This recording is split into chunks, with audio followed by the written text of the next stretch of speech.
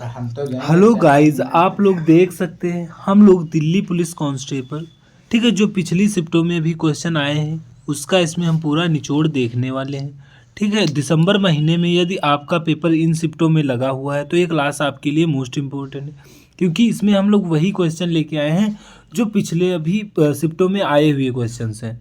देखिए, इसमें हम लोग जीके, जीएस, साइंस और कंप्यूटर के मोस्ट इम्पोर्टेंट क्वेश्चन इसमें देखेंगे जो अभी बन चुके हैं क्वेश्चंस।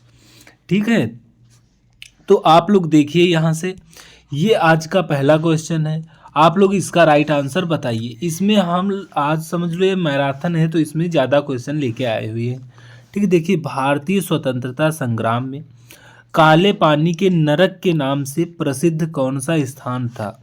अंडमान और निकोबार, गोवा या महाराष्ट्र या राजस्थान? आप लोग इसका राइट आंसर बताइए क्या होगा। देखिए, इसका राइट आंसर है अंडमान और निकोबार। ठीक है, इसे स्वतंत्रता जब संग्राम हो रहा था, ठीक है, पहले, तब इसे काले पानी के नरक के नाम से जाना जाता था। मीन्स जब स्वतंत्रता संग्राम, यानी आप कह सकते हो जब अंग्रेज लोग यहाँ थे, ठीक है, तो इसे अंडमान और निकोबार को ही काले पानी के नरक के नाम से जाना जाता था। अंडमान और निकोबार द्वीप समूह में स्थित सेलुलर जेल को, ठीक है, ये जेल भी आप लोग अच्छे से देखिए, काला पानी के नाम से जाना जाता था। ब्रिटिश सरकार ने भारतीय स्वतंत्रता सेनानियों को इस दूरस्थ द्वीप समूह में निर्वासित करके दंडित करने के लिए इस औपनिवेशिक जेल का निर्माण किया था।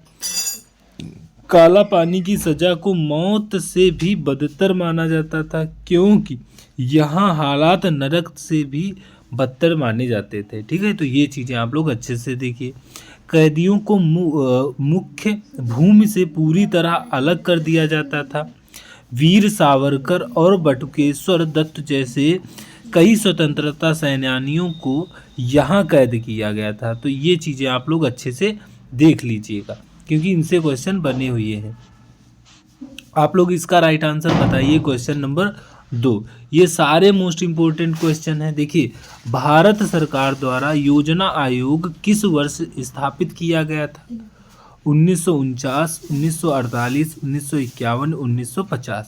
देखिए, आप सभी लोग जानते होंगे जो योजना आयोग है इसकी स्थापना लगभग 1950 में ही की गई थी। ठीक है, तो अब आप लोग जानते होंगे नीति आयोग बन गया है योजना आयोग को हटा के। तो ये चीज़ें आप लोग अच्छे से देखिए। भारत सरकार योजना आयोग 15 मार्च 1950 को भारत सरकार के एक प्रस्ताव के माध्यम से स्थापित किया गया था। ठीक है, यह एक गैर संवैधानिक और सलाहकार संस्था थी जिसका उद्देश्य देश के आर्थिक और सामाजिक विकास के लिए पंचवर्षीय योजनाएं तैयार करना था। ठीक है, तो पंचवर्षीय योजनाएं, ठीक है, ये जब 15 मार्च 1950 को मतलब ये योजना आयोग आया था। ठीक है, लेकिन 1991 से पंचवर्षीय योजनाएं चालू हो गई थी। ये भी पूछता है तो ये यूएसआर से ली गई हैं पंचवर्षीय योजनाएं। ठीक है, तो ये भी आप लोग अच्छे से देखिए। यह सीधे भारत के प्रधानमंत्री को रिपोर्ट करता है। तो किसे करेगा? प्रधानमंत्री को, और यही इसका योजना आयोग का अध्यक्ष होगा। अब नीति आयोग है तो इसका नीति आयोग का अध्यक्ष भी यही प्रधानमंत्री होगा। जैसे करंट में कौन है प्रधानमंत्री? नरेंद्र मोदी। तो इस समय योजना आयोग, या कह सकते हो जो हमारा वो नीति आयोग है, इसके अध्यक्ष हैं। ठीक है, तो इसके पदेन अध्यक्ष भी यही होते हैं। तो ये चीज़ें आप लोग अच्छे से देख लीजिएगा। ठीक है, सबसे शुरू में आप सभी लोग जानते हैं जवाहरलाल नेहरू थे। ठीक है, तो ये चीज़ें भी आपसे पूछी जा सकती हैं। तो आप लोग इसका राइट आंसर बताइए क्या होगा। देखिए, एनी बेसेंट डॉट डॉट के प्रभाव में एक फैबियन समाजवादी थी। आर्थर मिलर को देख के फैबियन समाजवादी बनी, या चार्ल्स टर्नर को देख के, या सिगमंड फ्रायड को देख के, या जॉर्ज बर्नार्ड शा को देख के? तो देखिए, एनी बेसेंट थी जो वो जॉर्ज बर्नार्ड शा को से प्रभावित हुई थी, तो ये फैबियन समाजवादी बन गई थी। तो ये चीज़ें आप लोग अच्छे से देखिएगा। देखिए यहाँ पे ये सारा जो हम लोग डिस्क्रिप्शन लाते हैं ये आप लोग अच्छे से देखिए, क्योंकि आपके क्वेश्चन यहीं से बनेंगे। ठीक है, देखिए एनी बेसेंट एक फैबियन समाजवादी थी और वे जॉर्ज बर्नार्ड शा के विचारों से प्रभावित थी। तो ये इनके विचारों से प्रभावित थी, ये चीज़ें भी आप लोग देखिए। फेबियन सोसाइटी ने अपने समाजवादी उद्देश्य की ओर कई प्रमुख समकालीन हस्तियों को आकर्षित किया, जिसमें जॉर्ज बर्नार्ड शा और एनी बेसेंट शामिल थे। तो ये चीज़ें भी आप लोग देखिएगा, तो आप लोग देख ही सकते हैं। ठीक है, कि हमारा जो कंटेंट है वो 1 नंबर का है। ठीक है, तो आप अगर चैनल पे पहली बार आए हैं तो चैनल को सब्सक्राइब कर लीजिएगा और वीडियो को कर दीजिएगा लाइक। ठीक है, वीडियो को लाइक कीजिएगा और अपने फ्रेंड तक इस वीडियो को ज़रूर शेयर कीजिएगा, जिससे कि उनको भी इससे प्रॉफिट हो सके। ठीक है, तो ये चीज़ें आपको करना है। ठीक है, और कंटेंट के बारे में एक कमेंट जरूर कीजिएगा कि कैसा हम आपके लिए डिस्क्रिप्शन लाते हैं, उसके जो क्वेश्चन ये है इसके मतलब रिलेटेड हम लोग कैसे क्वेश्चन आपके लिए बना पाते हैं। तो ये चीज़ें भी आप लोग अच्छे से कमेंट में बताइएगा। देखिए फिशिंग क्या है, डेटा बैकअप तकनीक है या व्यक्तिगत जानकारी चुराने की धोखाधड़ी या फाइल कंप्रेस है। तो आप लोग इसका राइट आंसर बताइए। ठीक है, या आप लोग देख सकते हो वीडियो एडिटिंग है। ठीक है, तो बताइए फिशिंग क्या होता है। तो आप सभी लोग जानते होंगे, हम मछली पकड़ते हैं तो फिशिंग का यूज करते हैं, जैसे उसी को फिशिंग कहते हैं। तो इसी प्रकार व्यक्तिगत जानकारी चुराने की धोखाधड़ी मान सकते हो आप लोग। ठीक है, जैसे कोई भी चीज़ मतलब जैसे कटिया डाली जाती है ना, तो उसी प्रकार इसे का भी यूज किया जाता है कि मतलब दूसरों को फंसाने के लिए। देखिए फिशिंग एक साइबर हमला है जिसमें हमलावर संवेदनशील जानकारी जैसे लॉगिन क्रेडेंशियल या क्रेडिट कार्ड नंबर या पासवर्ड चुराने के लिए। ठीक, तो ये चीज़ें आप लोग देखिएगा। इसमें ये जो मेन पॉइंट हैं, ठीक है, इनको आप लोग अच्छे से देखिए और समझिए। ठीक है, एक विश्वसनीय स्रोत होने का ढोंग करता है। ठीक है, यह आमतौर पर धोखाधड़ी वाले ईमेल, टेक्स्ट संदेशों या नकली वेबसाइटों के माध्यम से किया जाता है। तो ये भी आप लोग अच्छे से देखिए। ठीक है, तो इनसे क्वेश्चन आ रहे हैं, तो आप लोग इनको अच्छे से देख के जाइए। और यदि आप पूरी क्लास देखते हैं तो 5 से 6 प्लस ही क्वेश्चन आपको इसमें से मिलेंगे, इससे कम नहीं क्वेश्चन मिलेंगे, यदि आप क्वेश्चन देखते हो और डिस्क्रिप्शन अच्छे से देखते हो। ठीक है, तो ये चीज़ें भी आप लोग अच्छे से देखिए। देखिए ये करंट अफेयर का क्वेश्चन है। हाल ही में विविधता का अमृत महोत्सव के दूसरे संस्करण का उद्घाटन किसने किया है। ठीक है, पीयूष गोयल ने किया, राजनाथ सिंह ने किया, द्रौपदी मुर्मू ने, इनमें से कोई नहीं। तो आप सभी लोग जानते होंगे या नहीं जानते हैं तो आज जान लीजिए कि विविधता का अमृत महोत्सव जो है इसको द्रौपदी मुर्मू ने इसके दूसरे संस्करण का उद्घाटन किया है। तो ये चीज़ें आप लोग अच्छे से देखिए क्योंकि करंट अफेयर के क्वेश्चन बन रहे हैं। देखिए भारत की ये क्या है, राष्ट्रपति हैं, ठीक, द्रौपदी मुर्मू ने राष्ट्रपति भवन में अमृत महोत्सव ऑफ डाइवर्सिटी, ठीक है, यहाँ पे देखिए डाइवर्सिटी है ना, हाँ, डाइवर्सिटी के दूसरे संस्करण का उद्घाटन किया है। इस कार्यक्रम का आयोजन जनजातीय मामलों के मंत्रालय और इंदिरा गांधी राष्ट्रीय मानव संग्रहालय भोपाल द्वारा किया गया है। तो ये चीज़ें भी आप लोग देख लीजिएगा। ठीक है, इनसे भी क्वेश्चन बन सकता है, कहाँ, भोपाल द्वारा। ठीक है, इस महोत्सव का उद्देश्य भारत की समृद्ध जनजाति विरासत और सांस्कृतिक जश्न मनाना और उसे बढ़ावा देना था। ठीक है, तो ये चीज़ें भी आप लोग अच्छे से देखिए। देखिए क्वेश्चन नंबर 6, आप लोग इसका राइट आंसर बताइए क्या होगा। देखिए हृदय की धड़कन को मापने के लिए किस यंत्र का उपयोग किया करते हैं। थर्मामीटर का करते हैं, स्टेथोस्कोप का करते हैं, या इलेक्ट्रोकार्डियोग्राम का, या बायोमीटर का यूज करते हैं। तो देखिए हृदय की अगर हम लोग धड़कन से रिलेटेड ये देखें, ठीक है, तो ये जो स्टेथोस्कोप होता है इससे हृदय की धड़कन मापने के लिए यूज करते हैं। ठीक है, आप सभी लोगों ने डॉक्टर को देखा होगा जो कान में लगाए रहते हैं, उनको शायद आला भी आप कह सकते हो। ठीक है, वो कान में जो लगाए रहते हैं, ठीक है, आप उससे मापते हैं। ठीक है, हृदय की धड़कन को सुनने के लिए चिकित्सक स्टेथोस्कोप का उपयोग करते हैं। यह एक चिकित्सक उपकरण है। ठीक है, यह चिकित्सा उपकरण है जिसे शरीर की आंतरिक ध्वनियों को सुनने के लिए डिजाइन किया गया है। ठीक है, आंतरिक ध्वनियों को सुनने के लिए इसे डिजाइन किया गया है। मुख्य रूप से हृदय फेफड़े के पर केंद्रित होता है। तो ये चीज़ें भी आप लोग देख लीजिएगा। ठीक है, इनको अच्छे से देख के जाइए, आपसे क्वेश्चन वहाँ पे बनेंगे। देखिए, थर्मामीटर का उपयोग शरीर के तापमान को मापने के लिए किया जाता है। तो ये सभी लोग आप जानते हैं कि जैसे बुखार वगैरह आ जाता था तो हम लोगों को थर्मामीटर लगाया जाता है। ठीक है, तो वही है तापमान मापने के लिए। इलेक्ट्रो कार्डियोग्राम का यूज देख लीजिए कहाँ किया जाता है। हृदय की धड़कन से उत्पन्न होने वाले विद्युत संकेतों को रिकॉर्ड करता है। ठीक है, तो ये भी आप लोग अच्छे से देखिएगा, विद्युत रिकॉर्ड से संबंधित है। ठीक है, बायोमीटर आप लोग देखिए, यह सामान्य शब्द है, आमतौर पर हृदय की धड़कन मापने के लिए उपयोग नहीं किया जाता है। तो ये भी चीज़ आप लोग देखिए, क्योंकि इनसे क्वेश्चन बन रहे हैं। ठीक है, तो फुल फॉर्म से भी क्वेश्चन बनते हैं। देखिए, वाईफाई का पूरा नाम क्या है? वायरलेस फिडेलिटी, वायरलेस फिडे या वायर फिडेलिटी या वायरलेस फीचर। तो आप लोग इसका राइट आंसर बताइए। देखिए, इसका जो राइट आंसर है वायरलेस फिडेलिटी, इसका बिल्कुल राइट आंसर है। देखिए आप लोग यहाँ पे, वाईफाई का पूरा नाम वायरलेस फिडेलिटी होता है। ठीक है, यह एक वायरलेस नेटवर्किंग तकनीक है जो इलेक्ट्रॉनिक उपकरणों को रेडियो फ्रीक्वेंसी के जरिए नेटवर्क से जोड़ती है। तो ये इसका वर्क भी देख लीजिएगा। ठीक है, इनसे क्वेश्चन ज़्यादा पूछे जा रहे हैं फुल फॉर्म से, तो ये भी आप लोग फुल फॉर्म भी देख के जाइए। देखिए, निम्नलिखित में से क्या भारत के संविधान की विशेषता नहीं है?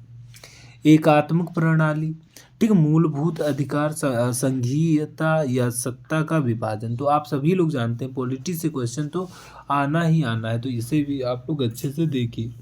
देखिए इसमें जो एकात्मक प्रणाली है, ठीक, ये भारत की विशेषता, भारतीय संविधान की विशेषता नहीं है। तो यहाँ पे आप लोग देख भी सकते हैं, भारतीय संविधान में एकात्मक या संघीय, ठीक है, दोनों प्रणालियों की विशेषता है। अगर दोनों भारत की विशेषताएं हैं, ठीक है, लेकिन यह पूर्ण रूप से एकात्मक प्रणाली नहीं है। तो एकात्मक प्रणाली या नहीं है, इसे अक्सर अर्ध संघीय कहा जाता है। ठीक, अर्ध संघीय भी भारत की प्रणाली है। ठीक, सॉरी, विशेषता है। तो देखिए आप लोग यहाँ पे, देखिए, मूल अधिकार यह भारतीय संविधान की एक प्रमुख विशेषता है जो नागरिकों को अधिकार प्रदान करते हैं। तो फंडामेंटल राइट्स आप लोग जानते ही होंगे। संघीयता, भारत में शक्तियों का विभाजन केंद्र और राज्यों के बीच होता है। ठीक है, संघीय व्यवस्था का एक प्रमुख तत्व है। ठीक है, तो देखिए यहाँ पे सत्ता का विभाजन, सरकार के विभिन्न अंगों जैसे विधायिका, कार्यपालिका, न्यायपालिका के बीच सत्ता का विभाजन होता है जो संविधान की एक विशेषता है। ठीक है, तो आप सभी लोग पढ़े होंगे आर्टिकल 50, उसमें बताया गया है कार्यपालिका से न्यायपालिका जो है वो अलग रहेगी। तो ये चीज़ें बताई गई हैं। ठीक है, तो आप लोग अच्छे से देख के जाइए। देखिए, मानव शरीर में सबसे लंबी हड्डी फीमर कहाँ पाई जाती है? हाथ में पाई जाती है, पैर में यानी जैसे जांग में पाई जाती है, गर्दन में या पीठ में? तो देखिए, अगर फीमर की बात करें तो ये सबसे लंबी हड्डी है जो ये जांग या पैर में आपके पाई जाएगी फीमर। आप लोग देख भी सकते हैं यहाँ पे। देखिए, मानव शरीर की सबसे लंबी हड्डी जिसे फीमर या जांग की हड्डी भी कहते हैं, पैर के ऊपरी हिस्से में श्रेणी से घुटने तक फैली होती है। यह शरीर की सबसे बड़ी और मजबूत हड्डी है। तो ये भी आप लोग देख लीजिएगा। ठीक है, तो इनसे क्वेश्चन बने हुए हैं, तो आप लोग अच्छे से देखिए। देखिए, भारत में पहला हिंदी फिल्म उद्योग की स्थापना किसने की थी? दादा भाई फाल्के ने। ठीक है, तो आप लोग देखिए यहाँ पे, या राज कपूर ने, या बिमल राय ने, या बी शांताराम ने। तो आप लोग इसका राइट आंसर बताइए। देखिए, जो दादा साहब फाल्के जो है, इस नाम से पुरस्कार भी आता है फिल्म के लिए। ठीक है, तो ये फिल्म उद्योग से की स्थापना से संबंधित है, आप लोग यहाँ देख सकते हो। ठीक है, दादा साहब फाल्के को व्यापक रूप से भारतीय सिनेमा के जनक, ठीक है, तो ये शब्द भी आप लोग अच्छे से देख लीजिएगा, के रूप में जाना जाता है। उन्होंने 1913 में भारत की पहली पूर्ण लंबी वाली फीचर फिल्म, ठीक है। राजा हरिश्चंद्र का निर्माण और निर्देशन किया है, ठीक है। तो ये चीज़ें भी आप लोग देख लीजिएगा, ये डेट भी आप लोग देख लीजिएगा, ये सारी चीज़ें आप लोग देखिएगा। देखिए यहाँ पे जो एक मूक फिल्म है, ठीक है, ये एक मूक फिल्म है। इस फिल्म के निर्माण के ने इस फिल्म के निर्माण ने प्रभावी रूप से भारतीय फिल्म उद्योग की नींव रखी। तो ये चीज़ें भी आप लोग देखिएगा। यहाँ पे कंप्यूटर का क्वेश्चन है, आप लोग इसका राइट आंसर बताइए क्या होगा। IBM सिस्टम 360 किस कंपनी द्वारा विकसित किया गया था? बेल लैब्स के द्वारा, IBM या एप्पल, या आप लोग नीचे देखिएगा माइक्रोसॉफ्ट। तो आप लोग बताइए, ठीक है। और यहाँ पर आप लोग देखिए, यदि चैनल पे आप पहली बार आए हैं तो आप चैनल को सब्सक्राइब कर लीजिएगा और वीडियो को लाइक कीजिएगा, और कंटेंट के बारे में एक प्यारी सी कमेंट जरूर कीजिएगा कि हम लोग कैसा कंटेंट आपके लिए, कैसे कैसे क्वेश्चन आपके लिए बना रहे हैं, ठीक है। तो ये चीज़ें आप लोग अच्छे से बताइएगा, ठीक है। और अपने फ्रेंड तक इसे शेयर भी कर दीजिएगा, जिससे कि उनको भी इससे कुछ प्रॉफिट हो सके। देखिए, ये कंप्यूटर का मोस्ट इम्पोर्टेंट क्वेश्चन है, ये सारे क्वेश्चन आए हुए हैं, ठीक है। तो इनको अच्छे से देखिए और इससे रिलेटेड क्वेश्चन आप लोग देख के जाइए। देखिए, IBM सिस्टम 360 किसके द्वारा विकसित किया गया था? तो आप सभी लोग जानते हैं, जब IBM दिया है तो IBM ही तो करेगा। अगर दूसरे का नाम देगा इसमें तो उसकी गुडविल होगी ना, उसकी ख्याति होगी, इसकी थोड़ी ना होगी। तो ये आप लोग देखिएगा, IBM सिस्टम 360 IBM द्वारा विकसित किया गया था, ठीक है। यह तीसरी पीढ़ी के कंप्यूटरों का एक परिवार था, जिसे 1960 के दशक के मध्य में पेश किया गया था। तो ये भी आप लोग देख लीजिएगा। ये सारे क्वेश्चन बने हुए हैं, तो आप लोग इनसे रिलेटेड क्वेश्चन आप लोग देख के जाइए। देखिए, भारत का राष्ट्रीय वृक्ष बरगद को कब राष्ट्रीय वृक्ष घोषित किया गया था? देखिए, 1947 में, या 1950 में, 1960 में, या कभी घोषित नहीं किया गया था। तो आप सभी लोग जानते होंगे कि जो बरगद है इसे 1950 में राष्ट्रीय वृक्ष के रूप में घोषित कर दिया गया था। देखिए यहाँ पे, भारत सरकार द्वारा बरगद के वृक्ष की उपयोगिता, विशालता और पौराणिक महत्व को ध्यान में रखते हुए 1950 में राष्ट्रीय वृक्ष के रूप में इसे घोषित कर दिया गया था। देखिए आप लोग यहाँ पे क्वेश्चन नंबर 13, आप लोग इसका राइट आंसर बताइए क्या होगा, ठीक है। देखिए, भारत का संविधान किस तारीख को तैयार किया गया था? देखिए, 15 अगस्त 1947 को, या 26 जनवरी 1950, 26 नवंबर 1949 से 15 अगस्त 1942। तो यहाँ पे क्वेश्चन कह क्या रहा है कि ये तैयार करने की बात कर रहा है, ठीक है। जो भारतीय संविधान था कब तैयार हुआ था? तो आप सभी लोग जानते हैं, ये बनके रेडी हो गया था 26 नवंबर 1949 को ये रेडी हो गया था, और 26 जनवरी 1950 को लागू हुआ था। तो ये भी चीज़ आप लोग अच्छे से देखिए, ठीक है। देखिए, भारत का संविधान 26 नवंबर 1949 को संविधान सभा द्वारा अपनाया गया था, ठीक है। अपनाया गया था या बन भी गया था इसी दिन, ठीक है। तो ये चीज़ें आप लोग अच्छे से देखिए। इसी दिन को भारत में संविधान दिवस या राष्ट्रीय कानून दिवस के रूप में मनाते हैं। तो ये शब्द मोस्ट इम्पोर्टेंट हैं, ठीक है। तो ये जो फैक्ट है ये आप लोग अच्छे से देखिए। और 26 जनवरी 1950 को लागू हुआ था। लागू कब हुआ था? 26 जनवरी 1950 को, लेकिन अपना लिया गया था 26 नवंबर 1949 को, या आप कह सकते हो इसी दिन बन के रेडी हुआ था, जिस दिन को भारत में गणतंत्र दिवस के रूप में मनाते हैं। तो 26 जनवरी आप सभी लोग जानते हैं गणतंत्र दिवस, और 26 नवंबर यदि पूछे तो संविधान दिवस या राष्ट्रीय कानून दिवस, ठीक। तो इनसे क्वेश्चन बने हुए हैं, आप लोग अच्छे से देखिए और कंफ्यूज तो होना ही नहीं है। देखिए, इसका राइट आंसर बताइए। MS वर्ड की कौन सी सुविधा कई लोगों को एक साथ व्यक्तिगत पत्र भेजने की अनुमति देती है? ऑटो करेक्ट, या मेल मर्ज, या स्मार्ट आर्ट, या ट्रैक चेंजेस, ठीक है। तो आप सभी लोग जानते हैं, ठीक, मेल की बात ही कर रहा है कि मतलब भेजना या मेल करना, ठीक। तो मेल मर्ज इसका बिल्कुल राइट आंसर है। तो आप लोग यहाँ देख भी सकते हैं नीचे डिस्क्रिप्शन में। मेल मर्ज MS वर्ड में एक सुविधा है, ठीक है, जो उपयोगकर्ताओं को एक मानक टेम्पलेट को डेटा स्रोत के साथ जोड़कर व्यक्तिगत दस्तावेजों जैसे पत्र, मेल, ठीक है, ईमेल वगैरह, ठीक है, लेबल या लिफाफे का एक बैग कुशलतापूर्वक बनाने की अनुमति देता है। यह सुविधा मुख्य दस्तावेज में प्रत्येक प्राप्तकर्ता के लिए व्यक्तिगत विवरण, ठीक है, जैसे इसमें क्या आएगा, नाम आएगा, पता वगैरह, ठीक है, स्वचालित रूप से सम्मिलित करके समय और प्रयास बचाती है। तो ये भी आप लोग अच्छे से देखिएगा।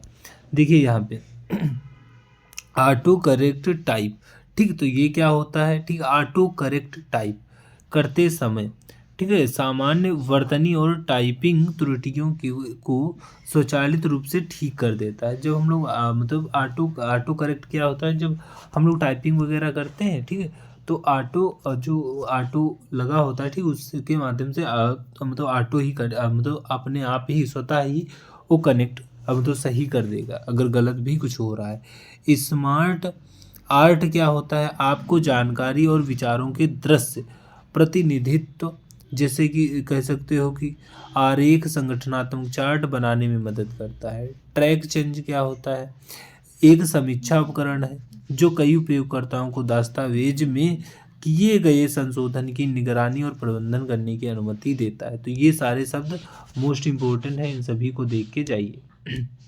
आप लोग इसका राइट आंसर बताइए क्या होगा। देखिए हाल ही में फीफा ने किस देश को सन 2026 के प्रतिबंधित कर दिया है। रूस को कर दिया, कांगो, पाकिस्तान, उपरोक्त सभी। तो आप सभी लोग जानते होंगे जो सभी को इनमें कर दिया गया है, ठीक है, सभी को मीन्स रूस, कांगो और ये क्या है, पाकिस्तान को, सभी को इसमें निलंबित कर दिया गया है, प्रतिबंधित कर दिया गया है। देखिए फीफा ने विभिन्न कारणों से, जैसे रूस हो गया, कांगो हो गया, पाकिस्तान को सन 2026 विश्व कप से प्रतिबंधित कर दिया है। रूस को भू राजनीतिक प्रतिबंधों के कारण सभी फीफा यूएफए प्रतियोगिताओं से बाहर कर दिया गया है, ठीक है। तो ये भी आप लोग देखिए, भू राजनीतिक जो कह सकते हो, यूक्रेन और रूस का युद्ध चल रहा था उससे रिलेटेड है, ये कुछ बता रहा है, ठीक है। तो पाकिस्तान, ठीक है, देखिए पाकिस्तान को क्यों प्रतिबंधित किया गया है। पाकिस्तान फुटबॉल महासंघ, ठीक है, ये इसका फुल फॉर्म आप लोग देखिए, को निष्पक्ष और लोकतांत्रिक चुनाव, ठीक, सुनिश्चित करने के लिए फीफा के अनिवार्य संविधान को अपनाने में विफलता के कारण निलंबित कर दिया गया है, ठीक। तो यही मतलब ये निष्पक्ष चुनाव वगैरह नहीं किया है इन्होंने, कि मतलब जो टैलेंटेड था उसको लिया नहीं, ऐसे ही ले लिया, ये चीज़ें हैं। देखिए कांगो के किया है, कांगो को कांगो फुटबॉल एसोसिएशन के मामले में अनुसूचित तीसरे पक्ष के हस्तक्षेप के कारण निलंबित कर दिया गया है। तो ये भी चीज़ें आप लोग अच्छे से देखिए। देखिए क्वेश्चन नंबर 16, आप लोग इसका राइट आंसर बताइए क्या होगा। डीएनए का पूर्ण रूप क्या है। डीऑक्सीराइबो न्यूक्लिक एसिड है, या डी राइबो न्यूक्लिक एसिड है, या डीऑक्सीराइबोस नाइट्रोजीनियस एसिड है, या डबल न्यूक्लियर एसिड है। तो आप लोग इसका राइट आंसर बताइए क्या होगा। डीएनए का पूर्ण रूप आप सभी को पता होना चाहिए, डीऑक्सीराइबो न्यूक्लियर एसिड इसका बिल्कुल राइट आंसर है, option number A.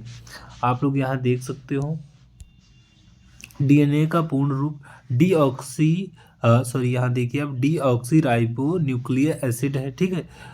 Vitamin A, जैसे यहाँ पर विकल्प ए में यहाँ पे दिया गया है यही, ठीक है, व्यापक रूप से स्वीकार है, ठीक है। यह महत्वपूर्ण अणु है जिसमें जीवित जीवों के विकास और कार्य प्रणाली के लिए आनुवांशिक निर्देश होते हैं, ठीक है। तो ये भी आप लोग अच्छे से देखिएगा, ठीक है। क्वेश्चन नंबर 17, आप लोग इसका राइट आंसर बताइए क्या होगा, ठीक है। देखिए भारतीय संसद ने 2002 के 86वें संविधान संशोधन अधिनियम को मंजूरी दी थी, जो डॉट वर्ग के बच्चों के लिए प्रारंभिक शिक्षा का मौलिक अधिकार सुनिश्चित करता है।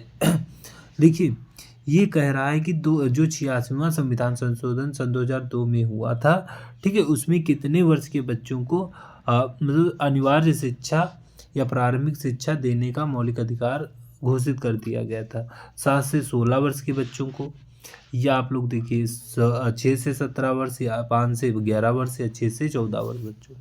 तो आप सभी लोग जानते हैं जो 6 से 14 वर्ष के बच्चे की उम्र थी, उनको 86वें संविधान संशोधन सन 2002 के माध्यम से क्या कर दिया था कि अनिवार्य शिक्षा देना इनके लिए होगा, ठीक है। जैसे मौलिक अधिकार में जोड़ा गया था, 21A में जोड़ दिया गया, अनुच्छेद 21A में जोड़ा गया है, ठीक है। देखिए सन 2002 के 86वें संविधान संशोधन अधिनियम भारतीय संविधान में अनुच्छेद 21A में जोड़ा गया है, जिसमें 6 से 14 वर्ष की आयु के सभी बच्चों के लिए मुफ्त और अनिवार्य शिक्षा को एक मौलिक अधिकार बनाया गया है, ठीक है। मुफ्त और अनिवार्य शिक्षा बनाया गया है कि 6 से 14 वर्ष के बच्चे हैं तो उनको पढ़ाना ही पड़ेगा आपको। देखिए इस प्रावधान को लागू करने के लिए बच्चों का निःशुल्क और अनिवार्य शिक्षा का अधिकार अधिनियम 2009 की अधिनियम निर्मित किया गया था। तो आप सभी लोग जानते हैं सन 2002 में तो ये बिल आया था, लेकिन सन 2010 में पास हुआ था। तो ये भी चीज़ें पूछी जाती हैं, ठीक है। तो देखिए क्वेश्चन नंबर 18, आप लोग इसका राइट आंसर बताइए। कौन सा अंग रक्त को शुद्ध करता है? हृदय करता है, यकृत करता है, किडनी करता है, या श्वसन अंग करता है? तो आप लोग इनमें से बताइए ऑप्शन में से कौन सा सही है। तो आप सभी लोग जानते हैं जो किडनी है, ठीक है, इसे गुर्दा भी कहते हैं। तो यही जो है ये रक्त को शुद्ध करने का कार्य करता है। जैसे आप लोग यहाँ देख सकते हो, गुर्दा मुख्य रूप से रक्त से अपशिष्ट उत्पादों और अतिरिक्त पदार्थों को छानने के लिए जिम्मेदार होते हैं, ताकि मूत्र बन सके, जिससे यह प्रभावी रूप से शुद्ध होता है, ठीक है। अन्य विकल्प भी देख लीजिएगा आप लोग, जैसे हृदय एक पेशीय अंग है, ठीक है। हृदय क्या है? एक पेशीय अंग है जो पूरे शरीर में रक्त पंप करने के लिए इसका यूज होता है। तो ये भी क्वेश्चन बन सकता है। और यहाँ पर यकृत दवाओं और विषाक्त, ठीक है, पदार्थों को फिल्टर करता है और अमोनिया को यूरिया में बदलता है, जिसे गुर्दे बाद में उत्सर्जित करते हैं। लेकिन गुर्दे रक्त प्रवाह से अपशिष्ट उत्पादों का मुख्य निस्कंदन करते हैं, जिसे हम लोग निस्कंदन मीन्स फिल्ट्रेशन कहते हैं, ठीक है। तो ये चीज़ें थी जो आपको अच्छे से देखना है। देखिए श्वसन अंग आप सभी लोग जानते हैं, इसे फेफड़े को कहते हैं। गैस विनिमय के लिए जिम्मेदार होता है, ठीक है। रक्त में ऑक्सीजन मिलाते हैं और कार्बन डाइऑक्साइड निकालते हैं, ठीक है। तो ये चीज़ें आप लोग अच्छे से देखिएगा।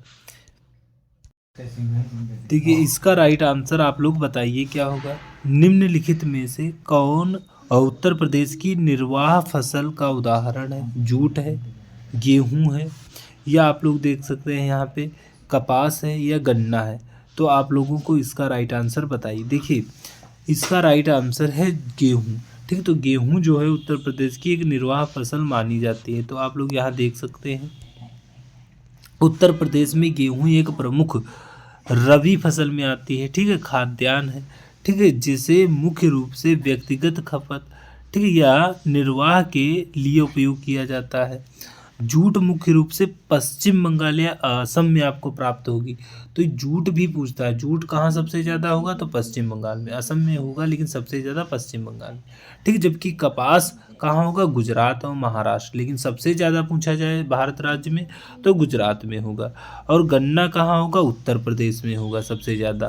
प्रमुख व्यावसायिक और नगदी फसल में ये आता है, ठीक है। व्यावसायिक या नगदी फसल, इससे भी क्वेश्चन बन सकते हैं, जिसे मुख्य रूप से बिक्री और चीनी उत्पादन के लिए उपयोग करते हैं, ठीक है। अगर यहीं पे अगर केला पूछते हैं सबसे ज़्यादा, तो आप सभी को पता होना चाहिए महाराष्ट्र फर्स्ट नंबर पे आता है। तो आप लोग इसका राइट आंसर बताइए। क्वेश्चन नंबर 20, ये सारे मोस्ट इम्पोर्टेंट अभी पिछले शिफ्टों में आए हुए क्वेश्चन हैं। देखिए स्वच्छता स्वतंत्रता से अधिक महत्वपूर्ण है, किसने कहा था? महात्मा गांधी जी ने कहा था, जवाहरलाल नेहरू ने, या सी राजगोपालाचारी ने, सुभाष चंद्र बोस जी ने कहा था। तो आप सभी लोग जानते होंगे महात्मा गांधी ने यह वर्ड या कथन कहा था, स्वतंत्रता क्या है, स्वच्छता स्वतंत्रता से अधिक महत्वपूर्ण है। ठीक है, तो ये चीज़ें आप लोग देखिएगा यहाँ पे। महात्मा गांधी जी ने कहा था स्वच्छता स्वतंत्रता से अधिक महत्वपूर्ण है। उन्होंने स्वतंत्रता को एक जीवन शैली का अभिन्न अंग बनाया। ठीक है, और उनका मानना था कि शारीरिक स्वास्थ्य और स्वस्थ वातावरण के लिए स्वच्छता अत्यंत आवश्यक है। तो ये चीज़ें आप लोग अच्छे से देखिए, इनसे क्वेश्चन आपके बन रहे हैं। ठीक है, आप लोग इसका राइट आंसर बताइए क्या होगा। ठीक है, तो ये देखिए यहाँ से क्वेश्चन, आप लोग इसका राइट आंसर बताइए क्या होगा। ठीक है, ये सारे मोस्ट इम्पोर्टेंट हैं। भारत छोड़ो आंदोलन के दौरान महात्मा गांधी का मुख्य नारा क्या था? जय जवान जय हिंद था, या करो या मरो, स्वराज हमारा जन्मसिद्ध अधिकार है, या भारत माता की जय? आप लोग बताइए क्या था। तो आप सभी लोग जानते हैं करो या मरो। महात्मा गांधी ने यह दिया था 1942 में भारत छोड़ो आंदोलन के दौरान। ठीक, तो देखिए यहाँ पे ये सारे मोस्ट इम्पोर्टेंट। देखिए महात्मा गांधी जी ने 8 अगस्त 1942 को भारत छोड़ो आंदोलन के दौरान करो या मरो का ऐतिहासिक नारा दिया था। इस आंदोलन का उद्देश्य भारत से ब्रिटिश शासन को समाप्त करना था। ठीक, तो ये चीज़ें आप लोग अच्छे से देख लीजिएगा। ठीक है, ये आप ऐसे भी क्वेश्चन पूछा जा सकता है। ये भारत छोड़ो आंदोलन कब चालू हुआ था? तो 8 अगस्त 1942। इसमें कौन सा नारा? तो करो या मरो। ठीक, तो और ठीक है, तो ये चीज़ें आप लोग अच्छे से इसे देख के जाइएगा। और यहाँ पे आप लोग देखिएगा जय हिंद का नारा सुभाष चंद्र बोस के सहयोगी चंपाकरम पिल्लई द्वारा गढ़ा गया था। ठीक है, ये इन्होंने गढ़ा था। ठीक है, जो और बोस ने इसे भारतीय राष्ट्रीय सेना, ठीक है, ये फुल फॉर्म भी देख लीजिएगा, का आधिकारिक नारा बनाया। ठीक है, इसी प्रकार दिया था क्या? ये स्वराज हमारा जन्मसिद्ध अधिकार है, ये किसने दिया था? देखिए ये दिया था बाल गंगाधर तिलक ने दिया था। ठीक है, तो ये चीज़ें आप लोग देख लीजिएगा क्योंकि इनसे क्वेश्चन बन जाते हैं। देखिए भारत माता की जय का नारा 1857 के स्वतंत्रता संग्राम के रणनीतिकारों में से एक अजीमुल्ला खां से प्रेरित माना जाता है। ठीक है, तो ये भी चीज़ें आप लोग अच्छे से देखिए क्योंकि इनसे भी क्वेश्चन आ रहे हैं। तो ये सारे जो क्वेश्चन हम लोग लाए हैं, ठीक है, इनको अगर आप लोग अच्छे से देख के जाते हो तो आप लोग इसमें से 5 से 6 प्लस ही क्वेश्चन आप लोग वहाँ करके आओगे। ठीक है, और अगर आप चैनल पे पहली बार आए तो चैनल को सब्सक्राइब कर लीजिएगा और वीडियो को लाइक कर दीजिएगा और कमेंट के आप कंटेंट के बारे में एक कमेंट ज़रूर कीजिएगा कि हम आपके लिए डिस्क्रिप्शन कैसा लाते हैं, जो इससे रिलेटेड क्वेश्चन आपके लिए हम कैसे बनाते हैं। ठीक है, तो ये चीज़ें आप लोग बताइएगा। देखिए 1942 में फॉरवर्ड ब्लॉक की स्थापना निम्नलिखित में से किसने की थी? महात्मा गांधी ने, चित्तरंजन दास ने की थी, या जवाहरलाल नेहरू ने की थी, या आप लोग देख सकते हो सुभाष चंद्र बोस जी ने की थी। तो देखिए फॉरवर्ड ब्लॉक, तो देखिए ये किसने की थी 1939 में? तो सुभाष चंद्र बोस जी ने फॉरवर्ड ब्लॉक की स्थापना 1939 में की थी। तो यहाँ आप लोग देख सकते हो सुभाष चंद्र बोस ने भारतीय राष्ट्रीय कांग्रेस के भीतर एक गुट के रूप में, ठीक है, 3 मई 1939 को फॉरवर्ड ब्लॉक की स्थापना की। यह कदम उन्होंने कांग्रेस अध्यक्ष पद से इस्तीफा देने के बाद उठाया क्योंकि उनके और महात्मा गांधी व अन्य कांग्रेस नेताओं के बीच पार्टी की रणनीति और स्वतंत्रता संग्राम के दृष्टिकोण को लेकर वैचारिक मतभेद थे। तो इसीलिए इन्होंने इसकी स्थापना की थी। तो ये चीज़ें भी आप लोग देखिए। देखिए क्वेश्चन नंबर 3, आप लोग इसका राइट आंसर बताइए क्या होगा। देखिए तृतीयक क्षेत्र का दूसरा नाम क्या है? उत्पादक क्षेत्र है, या आप लोग देखिए सार्वजनिक क्षेत्र, या सेवा क्षेत्र, या प्राथमिक क्षेत्र। तो आप लोग इसका राइट आंसर बताइए। देखिए तृतीयक क्षेत्र को आप कह सकते हो सेवा क्षेत्र, तो इसमें आप तृतीयक क्षेत्र को आप टर्सरी सेक्टर भी कह सकते हो। प्राथमिक क्षेत्र में तो क्या आएगा, प्राथमिक तो कृषि होगा, ठीक है। और सेकेंडरी आप कह सकते हो, ठीक। और ये होगा नहीं, ये कुछ नहीं होता, ठीक। उत्पादक नहीं कह सकते हो, ठीक है। और तृतीय सेकेंडरी को आप कह सकते हो, सेकेंडरी में कौन आएगा, इंडस्ट्री वगैरह आएगी। देखिए यहाँ पे तृतीयक क्षेत्र को आमतौर पर सेवा क्षेत्र या टर्सरी सेक्टर से भी आप कह सकते हो के नाम से जाना जाता है। यह अर्थव्यवस्था का वह हिस्सा है जो मूर्त वस्तुओं के उत्पादन के बजाय सेवाएं प्रदान करने पर केंद्रित है। इस क्षेत्र में विभिन्न प्रकार की गतिविधियां शामिल हैं, ठीक है। जैसे आप कह सकते हो व्यापार या परिवहन, ठीक है।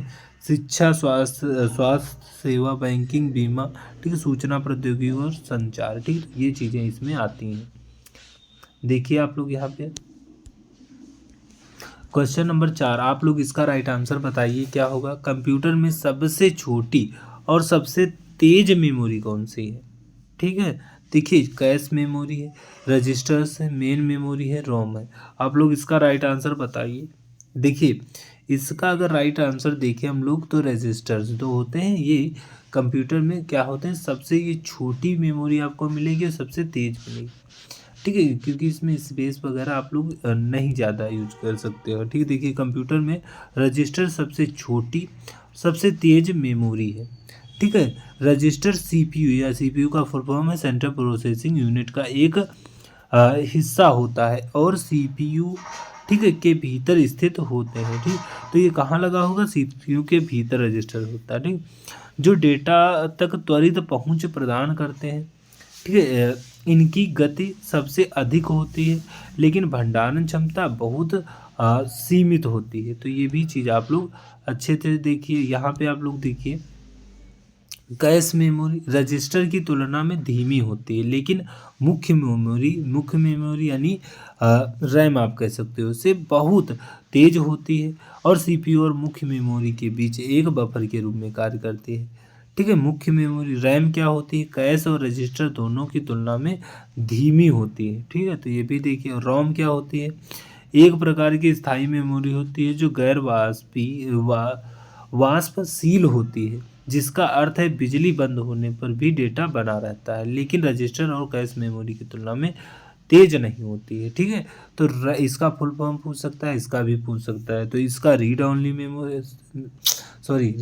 मेमोरी और रैंडम एक्सेस मेमोरी, ठीक है। Random access memory, read only memory, ठीक है। तो ये चीज़ें भी आप लोग अच्छे से देख के जाइए। देखिए आप लोग इसका राइट आंसर बताइए क्या होगा। मानव शरीर में कितनी जोड़ी कपाल तंत्रिकाएं होती हैं, 10 जोड़ी, 12 जोड़ी या 14 या 16 जोड़ी।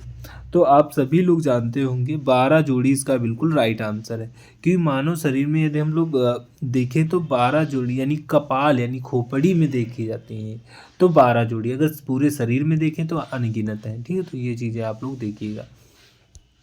देखिए मानव शरीर में 12 जोड़ी कपाल तंत्रिकाएं होती हैं। ये तंत्रिकाएं सीधे मस्तिष्क से निकलती हैं और सिर, गर्दन और धड़कन के कुछ हिस्सों से में विभिन्न संवेदी और मोटर कार्यों को नियंत्रित करती हैं, ठीक। तो ये चीज़ें भी आप लोग देखिएगा क्योंकि इनसे क्वेश्चन अच्छे खासे आप एग्जाम में बन रहे हैं, ठीक है। तो इसका राइट आंसर बताइए। ग्लूकोज का प्रमुख कार्य क्या है, ऊर्जा का स्रोत, ठीक है। अमीनो अम्ल का बनाना, ठीक है, ये आप कह सकते हो। देखिए यहाँ शरीर को ठंडा करना, प्रोटीन निर्माण करना। तो देखिए ग्लूकोज का यदि हम देखें मुख्य कार्य होगा उस ऊर्जा का स्रोत, ठीक है। ऊर्जा का स्रोत इसका बिल्कुल राइट आंसर है। आप लोग देख सकते हैं यहाँ पे ग्लूकोज शरीर में कोशिकाओं के लिए ऊर्जा प्रमुख स्रोत है, ठीक है। तो ये ऊर्जा का प्रमुख स्रोत माना जाता है। कोशिकीय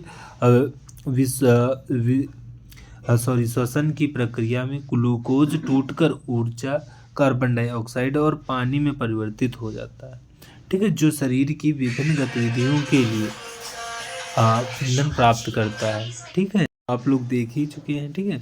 तो यहाँ पे आप लोग इसका राइट आंसर बताइए क्या होगा।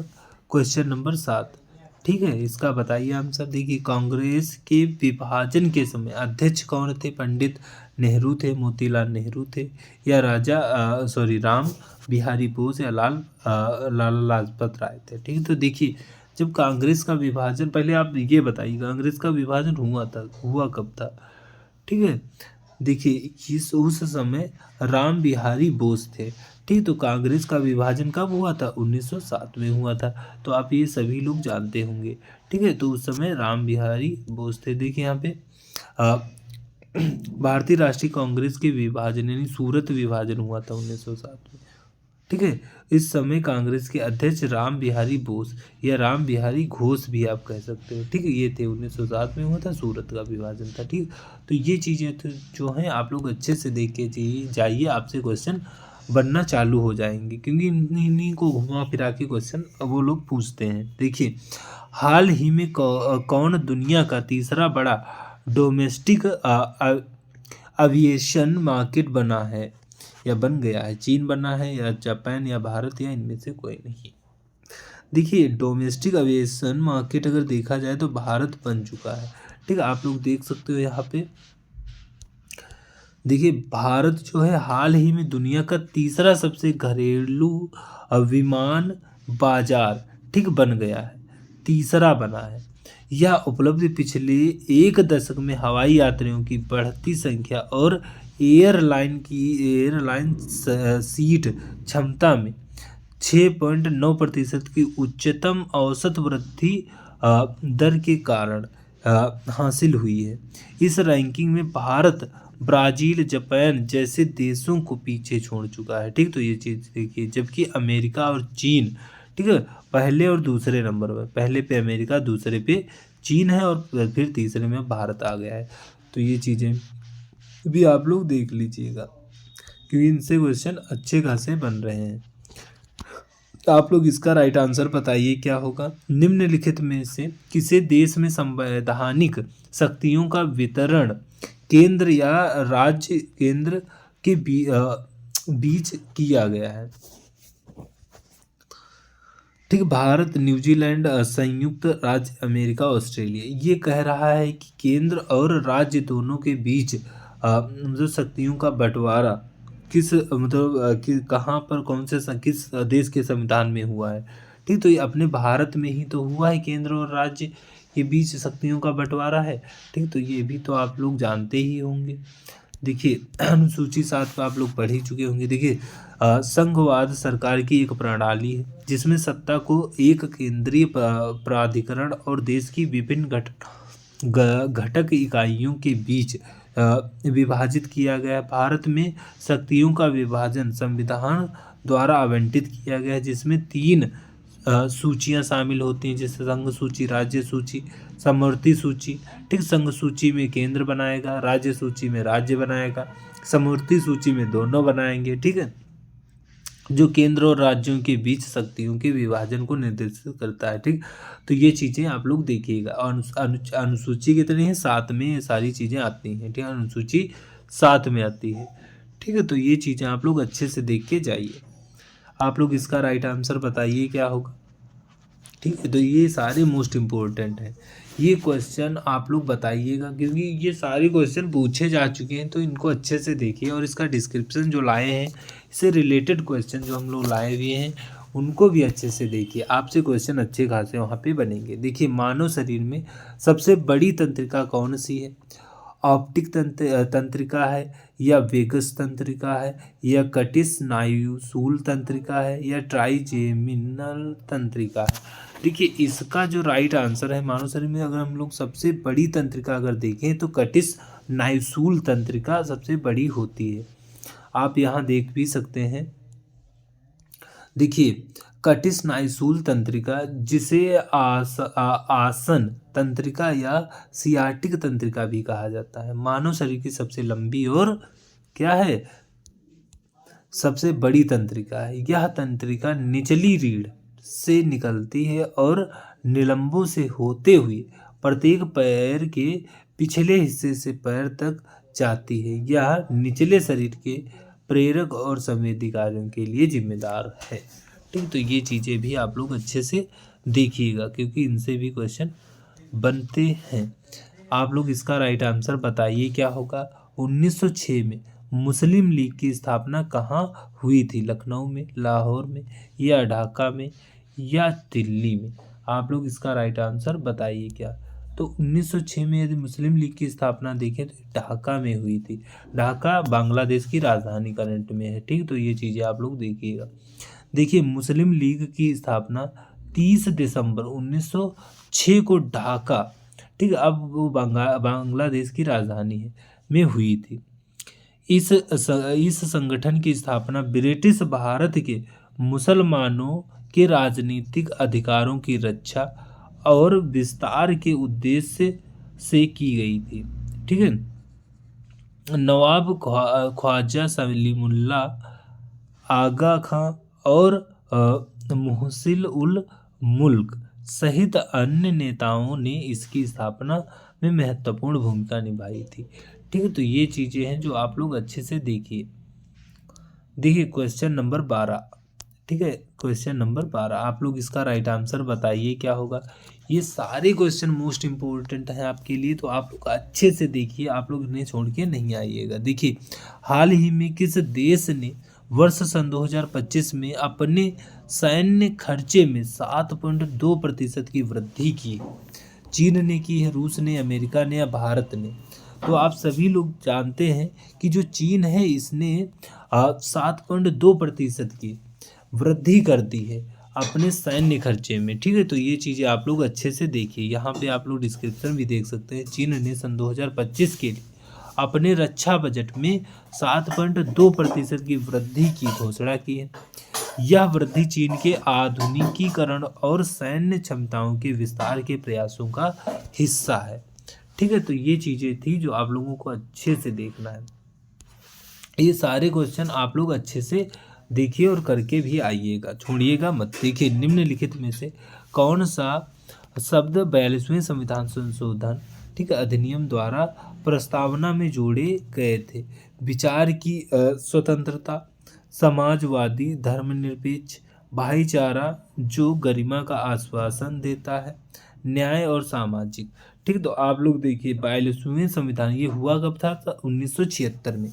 तो इसमें अगर देखा जाए तो समाजवादी, धर्मनिरपेक्ष और अखंडता ये 3 शब्द जोड़े गए थे, ठीक है। तो आप लोग यहाँ पर देख भी सकते हैं समाजवादी, देखिए यहाँ पे डबल लिख गया तो ये नहीं होगा। समाजवादी, धर्मनिरपेक्ष, ठीक है, और अखंडता। देखिए भारतीय संविधान के किए गए महत्वपूर्ण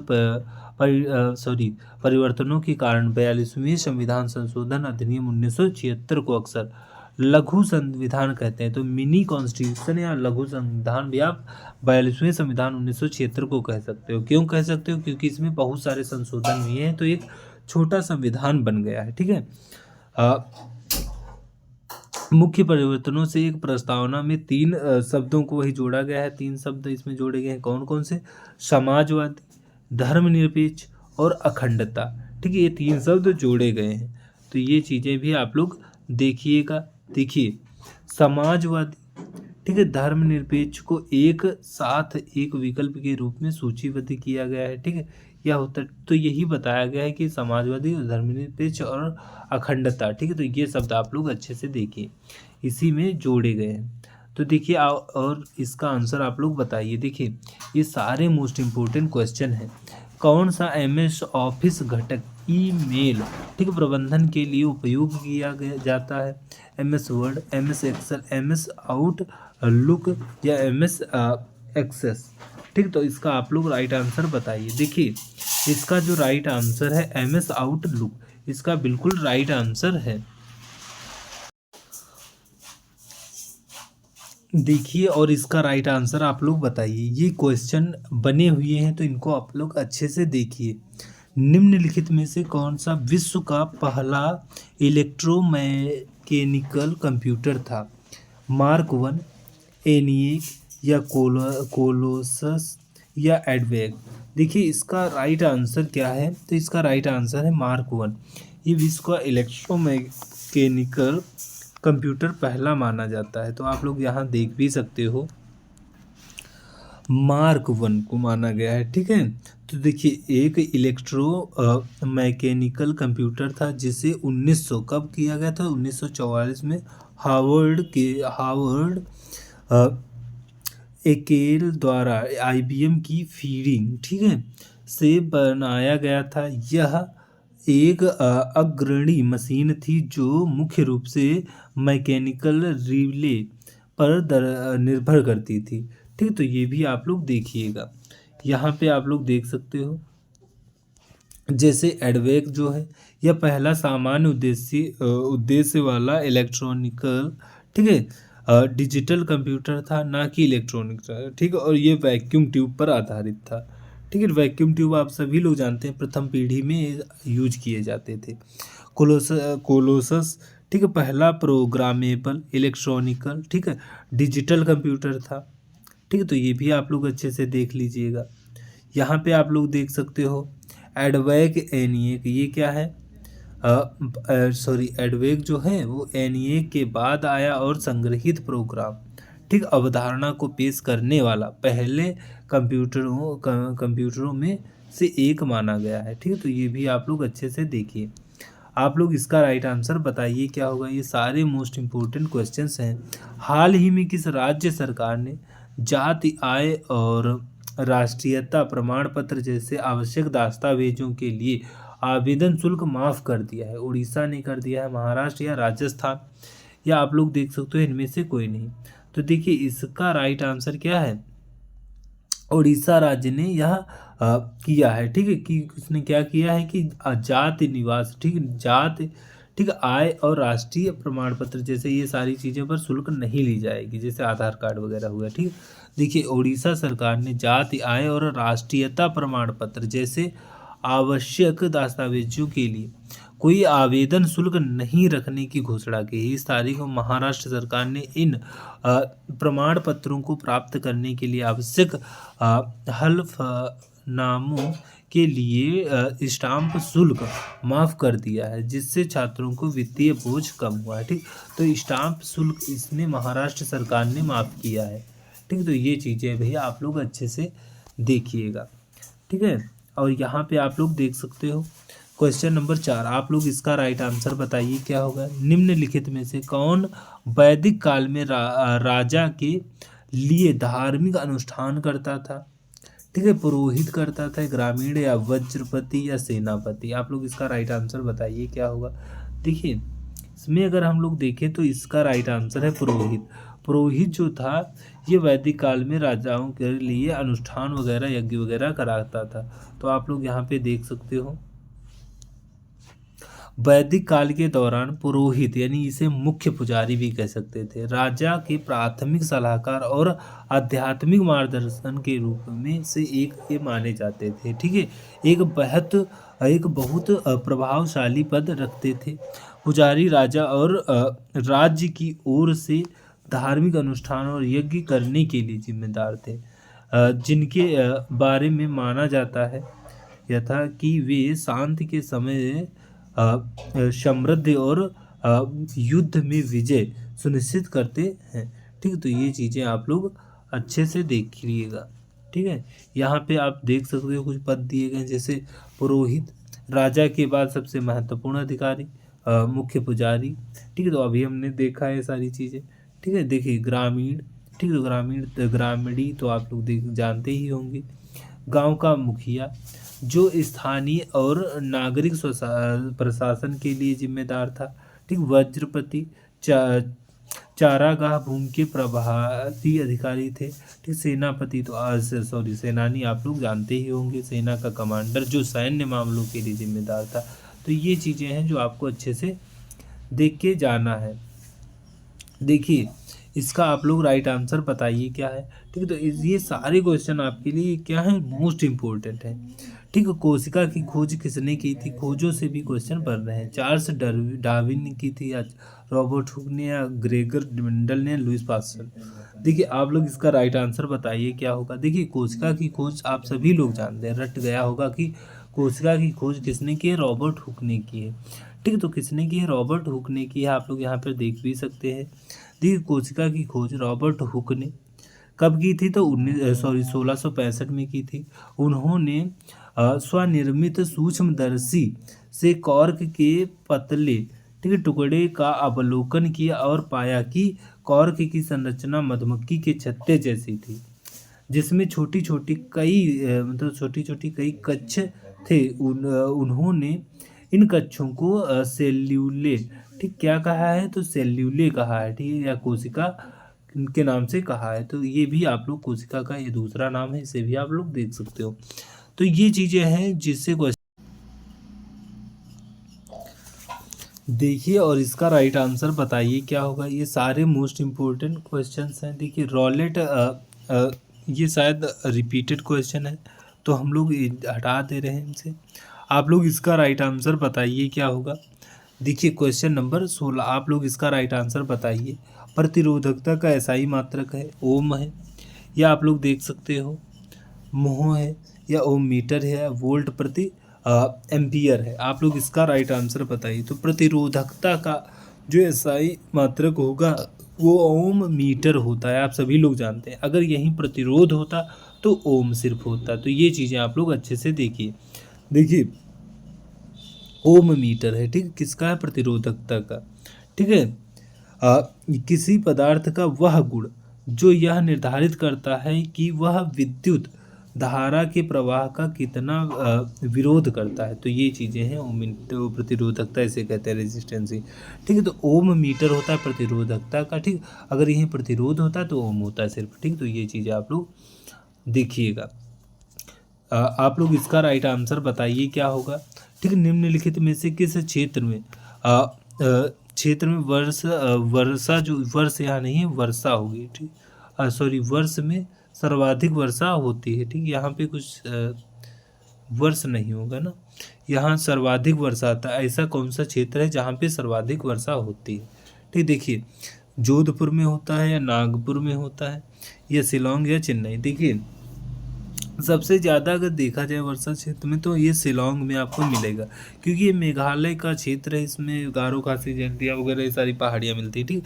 तो खासी जो यहाँ की पहाड़ी है उसमें सबसे ज़्यादा वर्षा होती है। मासिन राम इसी में पड़ती है ना, मासिन राम पहाड़ी, ठीक, वहीं पे होती है सबसे ज़्यादा। देखिए भारत में मेघालय राज्य में मौसिन राम और चेरापूंजी जैसे स्थान है, ठीक है।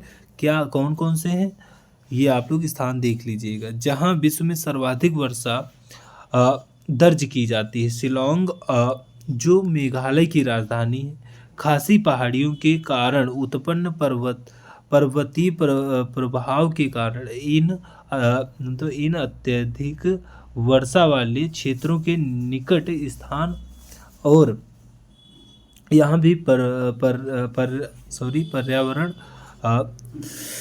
पर्याप्त वर्षा होती है। दिए गए विकल्पों में जोधपुर, नागपुर, चेन्नई की तुलना में शिलोंग जो है यहाँ पे सर्वाधिक वर्षा होती है। क्योंकि शिलोंग जो है ना, ये बेसिकली बता रहे हैं कि जो ये शिलोंग है, ठीक है, ये मेन पॉइंट है। जैसे आप लोग देखिए शिलोंग क्या है, ये राजधानी है, किसकी है, मेघालय की, ठीक है। यहाँ पर क्या होता है कि यहाँ पे एक खासी पहाड़ी है, ठीक, खासी पहाड़ी है, इसमें मासिन राम पड़ता है, चेरापूंजी भी पड़ता है, ठीक। तो यहाँ पे सबसे ज़्यादा वर्षा होती है, ठीक। विश्व में, अगर सॉरी विश्व में नहीं, भारत में सबसे ज़्यादा मासिन राम में सबसे ज़्यादा वर्षा होती है, ठीक। ये कहाँ पर है कि खासी की पहाड़ियों में, ठीक। तो यहीं पर शिलोंग है, राजधानी मेघालय की, और ये भी मेघालय का ही हिस्सा है। खासी कहाँ पड़ेगी, मेघालय में, ठीक। तो यही चीज़ें हैं कि जिससे शिलोंग है, यहाँ पे सबसे ज़्यादा वर्षा होती है। ये चीज़ें आप लोग अच्छे से देख के जाइए, ठीक है। भारत की जीडीपी की गणना के लिए कौन सी संस्था जिम्मेदार है। भारतीय रिजर्व बैंक है, केंद्रीय सांख्यिकी कार्यालय, या मुख्य आर्थिक सलाहकार, वित्तीय मंत्रालय, ठीक है, सॉरी वित्त मंत्रालय, ठीक है। तो देखिए अगर हम लोग जीडीपी की गणना की अगर बात करें तो ये केंद्रीय सांख्यिकी कार्यालय कराता है। आप लोग यहाँ देख सकते हो भारत में सकल घरेलू उत्पाद, ये इसका फुल फॉर्म है जीडीपी का, ठीक है, की गणना सांख्यिकी और कार्यक्रम कार्यान्वयन मंत्रालय, ठीक, इसको भी देख लीजिएगा, के तहत केंद्रीय सांख्यिकी कार्यालय, इसकी फुल फॉर्म भी देख लीजिएगा, जिसे अब राष्ट्रीय सांख्यिकी कार्यालय, ठीक। तो ये फुल फॉर्म तो आप लोग देख ही लीजिएगा, के रूप में जाना जाता है, द्वारा की जाती है। यह संगठन व्यापक आर्थिक डेटा एकत्र करने और सांख्यिकी रिकॉर्ड बनाए रखने के लिए जिम्मेदार है, ठीक। तो ये चीज़ें आप लोग देखिएगा क्योंकि इनसे क्वेश्चन बन रहे हैं, ठीक है। आप लोग इसका राइट आंसर बताइए क्या होगा। फेसबुक का पूरा नाम क्या है? वी चैट है या फेस रूम है या फेस टॉप है या फेस मैस है? तो देखिए अगर इसमें देखें फेसबुक का पूरा नाम क्या था, तो फेस मैस। ठीक, फेस मैस जो है ये फेसबुक का पूरा सॉरी पुराना नाम, पूरा बता रहे हैं सॉरी, ठीक है, पुराना नाम क्या है? फेस मैस है। ठीक है, फेसबुक का पुराना नाम फेस मैस था। यह एक वेबसाइट थी जिसे मार्क जुगलबर्ग ने कब बनाया था?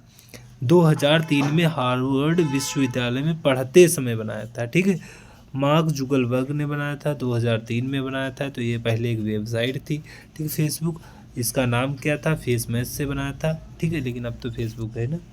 इस वेबसाइट पर उपयोगकर्ता दो छात्रों की तस्वीरों की तुलना कर सकते हैं और उन्हें रेटिंग दे सकते हैं।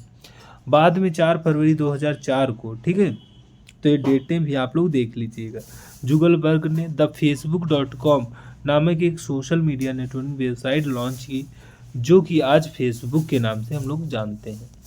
ये चीज़ें हैं जो आप लोगों को अच्छे से देखना है। देखिए क्वेश्चन नंबर 20, ठीक है, इसका राइट आंसर आप लोग बताइए। हाल ही में मोबाइल वर्ल्ड कांग्रेस सन 2025 का आयोजन कहाँ हुआ है? स्पेन में, फ्रांस में, इटली या इनमें से कोई नहीं?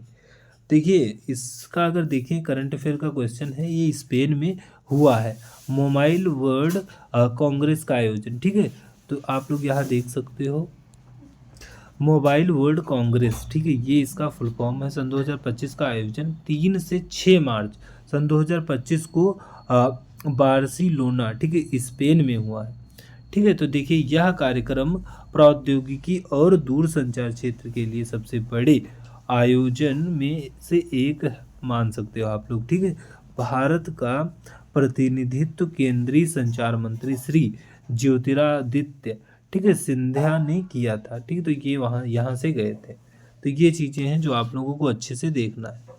ठीक, तो आप लोग देख ही सकते हैं। अब यहाँ से हमारे क्वेश्चंस ख़त्म हो गए हैं। ठीक है, अगर आप चैनल पर पहली बार आए तो चैनल को सब्सक्राइब कर लीजिएगा और वीडियो को लाइक कीजिएगा और अपने फ्रेंड तक इसे शेयर भी कीजिएगा, जिससे कि उनको भी इससे प्रॉफिट हो सके। और हमारा जो कंटेंट है आपको ये बताना है कि कैसा लगा है, तो आप एक प्यारी सी कमेंट करके ज़रूर बताइएगा कंटेंट के बारे में। और तो आप चलते हैं और मिलते हैं अगले एनालिसिस वीडियो में।